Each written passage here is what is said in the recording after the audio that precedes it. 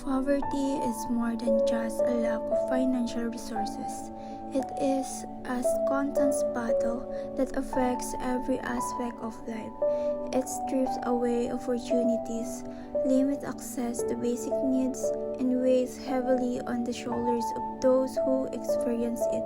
Yet, within these hardships, there is an undeniable strength, resilience, and hope for a better tomorrow. I'm Jasmine G. Lababit, and along with my group mates, we will share our personal stories of growing up in poverty in the Philippines. Our lives were shaped with challenge like scarce water supply, limited educational resources, and the emotional toll of seeing our families struggle to provide. But within these stories, you will also find the spirit of survival and drive to pursue education and the belief that we can contribute to eradicating poverty and fostering economic development in our country. This documentary is not just about hardship, it's about hope. Hope that one day we will rise above these struggles and inspire others to the same.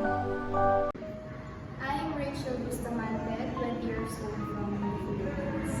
My dad is an all-around driver and mom's a housewife who bears an infant. I have a brother who is 2 years younger than me. I only have one sibling, but I have to admit, growing up was really a challenge. My parents did struggle to make ends meet, though we were able to eat 3 times a day, but there were times that we would need to short. Also, our water supply was not enough. I remember when we were little, we would wait in line to fetch some water in a water pump kinda far from home. It was our routine to fetch water for washing our clothes, shower, drinking, basically for our needs. That carried on until our parents were able to afford to install a water line. It was kinda expensive because we live from the water, far from the water source. Aside from that, in school I always felt I fell short compared to my classmates.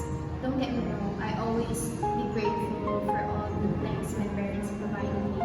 It's just that I would always felt left out whenever my classmates would go somewhere after school. Now I go to a community college, currently a third year student, and I felt grateful and at the same time proud of my parents who were able to provide my needs and still send me to school in hope to help us boost our quality of life. By that, I was able to learn steps on how to eradicate poverty and help in the economic development of our country. I am Arjean P. Antonio, a 21-year-old navigating life's challenges with resilience.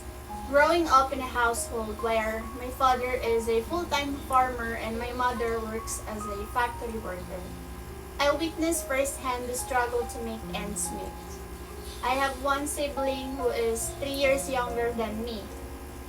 I have to admit that growing up was a challenge not just for me but for my family as well. Though we can eat 3 times a day and sometimes we can still afford to eat snacks, there were times that we need to cut it short, like our situation this past few weeks. So, in the past few weeks, we have been struggling financially. My sibling needs to prepare for their work immersion, and my mom is about to finish her contract at the factory.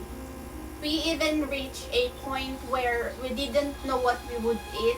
Although my parents have some savings in their bank accounts, it's still not enough to provide for our needs. From the transportation fares and daily expenses to what we will eat for lunch and dinner. Well, sometimes we skip lunch.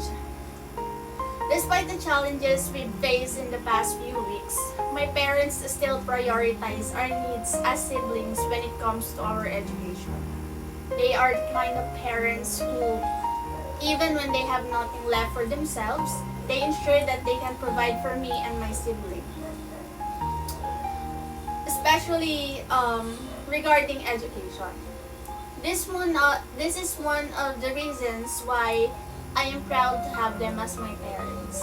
Despite the trials of our family endures, they managed to be a good parents, willing to give us all the support and sources we need. For all of their sacrifices, the only thing that they want in return is for us to finish our education. This drives my motivation and determination to continue my studies, as they are my greatest inspirations in life. They always remind me that the only legacy they can give us is education. Despite the struggles and exhaustion we face in our studies, a bright future awaits us. We should not surrender to poverty. Instead, we will turn hardship into comfort life.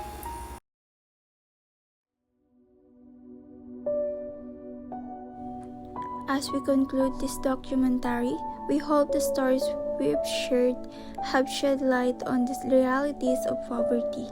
It is not just numbers or statistics, it's the daily struggles, the sacrifice, and the silent battles fought by families like ours. These stories are also a testament to the human spirit's resilience, the power of education, and the strength found in hope. Poverty is a challenge, but it is not unbeatable. With determination, support, and the pursuit of knowledge, we can break free from its grip. Our stories are just a glimpse into the lives of many, but we hope they inspire action, understanding, and a desire to contribute to a future where no one has to live in poverty.